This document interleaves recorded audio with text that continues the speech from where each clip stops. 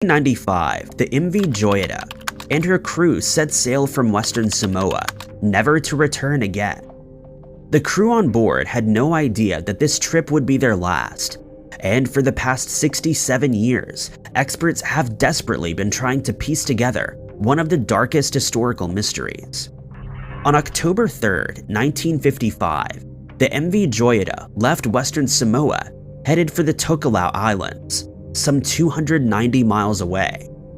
The boat carried medical supplies, food, water, and empty oil drums, along with 16 members of the crew and 9 passengers. One of the passengers, Alfred Dennis Parsons, was a doctor who comforted everyone on board, knowing that should any medical incident arise, they were in good hands. But 2 days later, something bizarre happened. When the MV Joyita failed to arrive and dock up as expected, the alarm was raised. The journey should have taken 2 days at most, and when the third day came and went and there was no sign of the ship, people knew that something was very wrong. Search and rescue teams set off into the Pacific Ocean, looking for any sign of the MV Joyita. At first, search crews found no sign of the boat. It wasn't until they ventured over 1,000 miles off course that they found the boat, on its side, with broken windows and in a state of disrepair. The contents of the ship painted a grim picture.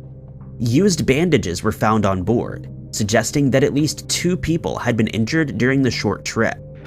The search and rescue crew who entered the boat also found that the lights were on and the radio was tuned to 2882 kilohertz, the international distress signal.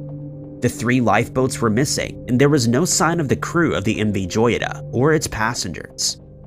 A further search of the seas showed no signs of passengers, and no matter how hard search and rescue teams looked, no one on board the MV Joyita was ever found.